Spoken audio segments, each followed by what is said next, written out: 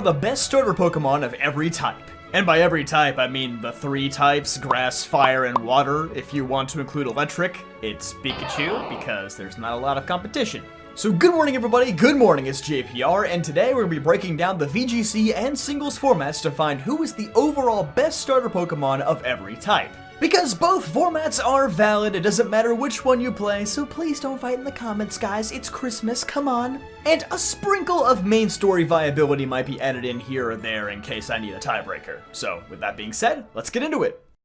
Beginning with the grass type, we can immediately eliminate 3 contenders because they have pretty much never had a presence in the VGC format, which is the nice way of me saying that they suck.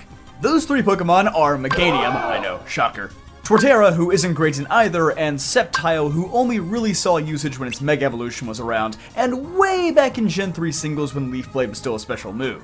So that leaves us with Venusaur, Serperior, Chestnut, Decidueye, Rillaboom, and Meowscarada. Of this group, I think the next ones we can eliminate are Chestnut and Decidueye.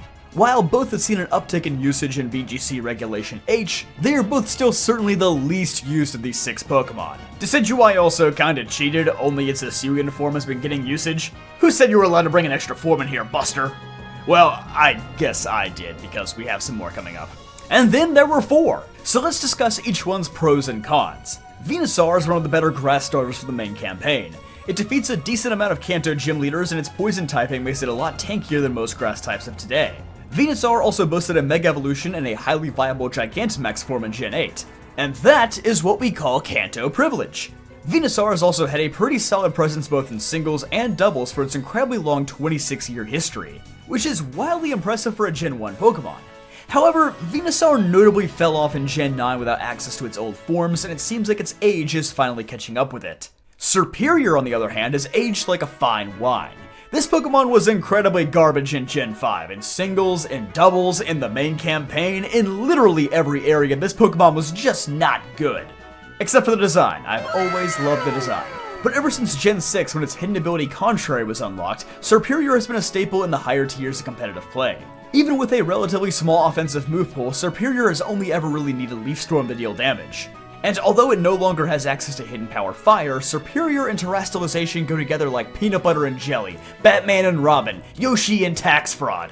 Between Terra Fire, Terra Ground, and sometimes even Terra Stellar, Serperior has no shortage of options this generation. I am mildly concerned for this Pokemon in Gen 10 moving forward when it may not have Terra Blast or Hidden Power, but for now, this Pokemon sits in a good spot.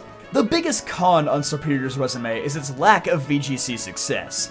It has only seen a light amount of usage in the last decade, and although it does have a regional win under its belt, it happened all the way back in 2018. Likewise, Rillaboom has been borderline unstoppable since its hidden ability Grassy Surge was unlocked. In both Gen 8 and Gen 9, Rillaboom has terrorized both the singles and VGC formats. Despite a huge nerf to arguably its best move Grassy Glide in Scarlet and Violet, this Pokemon is still one of the most used in the game. And right alongside it is Meowscarada. This is by far the best any grass starter has ever been in a main story campaign, as Flower Trick pretty much makes all of your problems go away. Between an absurd signature move, a busted hidden ability in Protean, and incredible Glass Cannon stats, Meowscarada is a Pokemon that is going to be great for years to come. So really, I think it comes down to these 2, because they have virtually no downsides, unlike Venusaur and Serperior. In singles, they're both represented in the OU or overused tier, the highest one discounting Ubers. Although both are pretty close to each other in the tier's recent usage stats, I took a look at the more in-depth usage stats for the last 6 months, and Rillaboom is always a few spots ahead of Meowscarada, probably because of the insane priority pressure that it offers with Grassy Surge, Grassy Glide. Furthermore, in VGC, while Meowscarada came out the gate swinging with more than 100 teams garnering good Day 2 results in Regulation A, it has steadily fallen off over time. Meanwhile, Rillaboom is literally represented on hundreds of teams at virtually every single VGC event where it's been legalized. So while it's been a tight race, I have enough evidence to crown Rillaboom as the definitive strongest grass-type starter ever.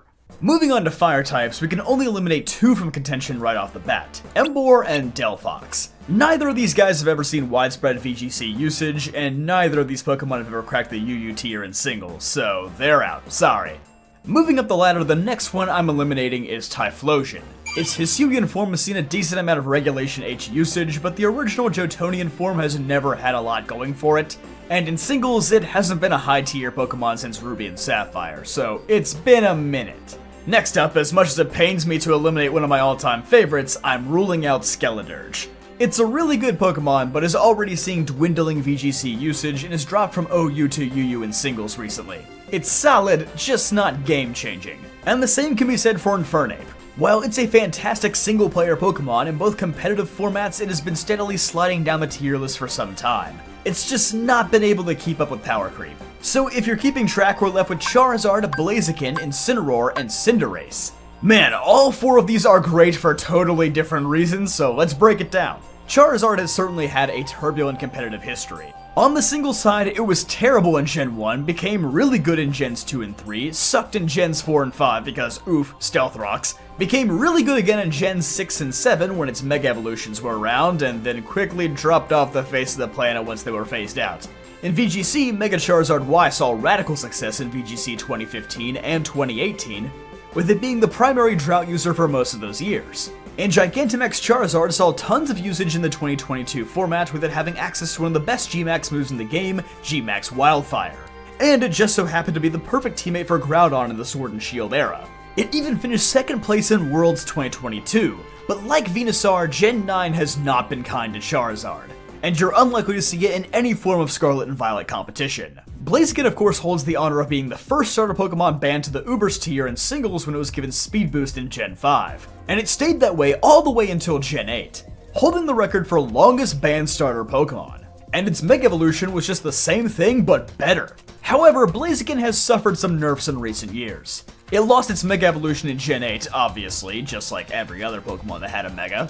And in Gen 9, it lost High Jump Kick out of nowhere. Speed Boost has also proven to be less of a threat over time as new Pokemon continuously break the speed barrier, and priority moves become more and more common. Because of this, Blaziken has not been a major threat in either format since 2018, though it's definitely still good. Incineroar! Well, do I need to explain what makes it so good in VGC? Okay, well, in case I do. Intimidate, Knockoff, Parting Shot, Intimidate, Flare Blitz, U-Turn, Intimidate, Dark type so Prankster can't be used against it, Parting Shot, Intimidate, Will-O-Wisp, Parting Shot, Intimidate. Literally the absolute best assortment of tools that will forever make this Pokemon a VGC nightmare. In every format it's been legalized in since 2022, Incineroar has routinely seen hundreds of teams using it per event, just like Rillaboom.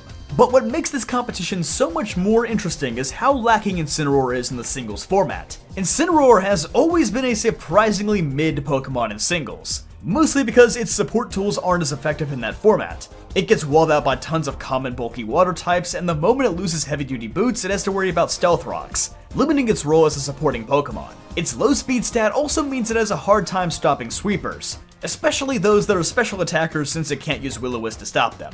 And next up, we have Cinderace, who is essentially Incineroar's complete opposite. Cinderace has been a pretty mediocre VGC Pokemon, only seeing mild success on a handful of regionals teams, but in singles, Cinderace is close to being the modern-day Blaziken. It was temporarily banned in Gen 8 due to its insane combination of Libero, Court Change, and one of the strongest signature moves ever in Pyro Ball. Similar to Meowscarada, Pyro Ball also makes Cinderace an incredible Pokemon to use in the main story campaign. Another point it has over Incineroar, who if we're being completely honest, isn't the best Pokemon to use in Alola. However, post-Libero nerf, Cinderace has fallen back to earth in the OU tier. In fact, in recent months it hasn't even been in the top half of OU usage, as Cinderace tends to struggle against meta-defining Pokemon like Great Tusk, Zamazenta, and Landorus Therian.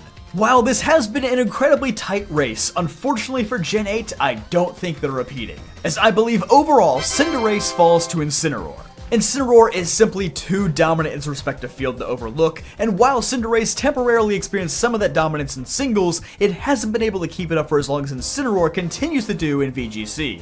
And if you don't want Incineroar to intimidate you in your next match, then you better subscribe to the channel for a more helpful Pokemon knowledge. It's free. And now we make it to the water type, the type that I personally find the most interesting to discuss. Starting off, our first round exits are going to be Feraligatr, Samurott, and Quaquaval, who all have incredibly weak showings in VGC. Yes, Hisuian, Samurott, and Quaquaval are both decent singles Pokemon, but not enough to overcome this glaring shortcoming.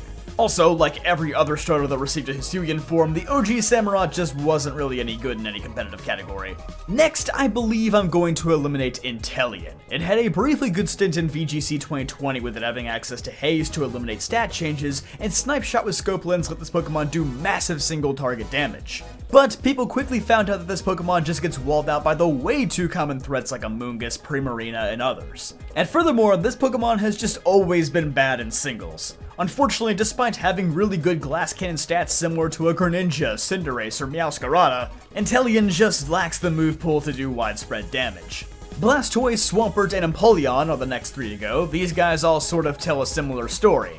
They were really good in the beginning and just steadily fell off over time, sorta similar to Infernape or Venusaur. Blastoise did make a pretty substantial comeback in Gen 8 with its G-Max form, since its signature move has the same effect as Charizard and Venusaur's, but I don't believe it's enough to make a case for a best water type.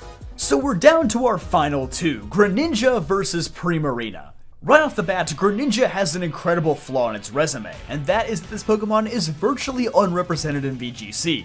The only time it ever saw good usage was in VGC 2018 when Ash-Greninja was still around. But even then, this Pokemon's best placing was 22nd at Korean Nationals or 2nd at an Argentina Regional. So it wasn't exactly making huge waves in the meta. However, Greninja's saving grace is its presence in the singles format, where, like Cinderace, it spent some time in Uber's jail back in Gen 6. Because with Protean, this Pokemon was virtually an unstoppable sweeper. Especially once it gained Gunk Shot in Omega Ruby and Alpha Sapphire, because then it could finally defeat fairy types. But yeah, Greninja can change its type on the fly, it can be a physical attacker, a special attacker, a utility Pokemon. It had pretty much limitless potential. And then in Gen 7 they were like, okay, let's make this Pokemon even more of a problem with Battle Bond, which transforms it into Ash-Greninja, basically giving it the stats of a legendary. And it really doesn't matter whether you're running Battle Bond or Protean, both forms of Greninja are extremely potent in their own ways. However, Greninja ran into some pretty big roadblocks in Gen 9. Protean got nerfed to only activate once per switch-in, Ash-Greninja no longer exists, so Water Shuriken isn't usable anymore, and it also lost Scald, which is a huge bummer. Overall, Greninja just doesn't have the same overwhelming offensive presence that it used to have, and as a result, it has dropped all the way to the UU tier. And recently, it's actually been getting closer and closer to RU as bulky water types continue to stop Greninja cold in its tracks. On the flip side, we have Primarina, who's experienced an astronomical surge in this generation. Like Greninja, at first, Primarina was sparsely represented in Gen 7 and Gen 8 VGC. But in Scarlet and Violet Regulation H, the current format, Primarina has risen to become one of the most common Pokemon in the game, contending with the likes of Incineroar and Rillaboom. This is because Liquid Voice Hyper Voice lets Primarina do devastating damage to both targets in the field, and activate its Throat Spray item to let it do even more damage. Its Water Fairy typing makes it an excellent counter for Pokemon like Incineroar and Garchomp, and Terastallization makes Primarina an even better defensive Pokemon, as Terra Poison and Terra Steel allow it to counter its 2 biggest threats, Sneasler and Archaludon.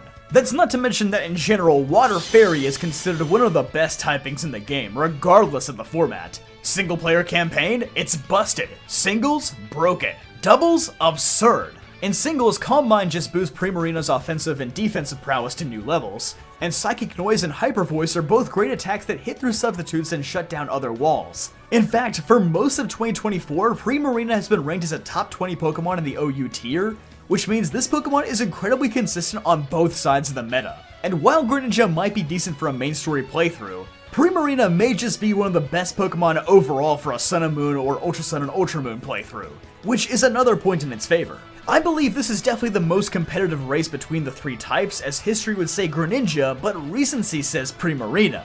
You also have to wonder, will Greninja get a new form in Legend ZA? Will Primarina still be this good without Terastallization in Gen 10? We can't answer those questions yet, but they could definitely change the outcome of this battle.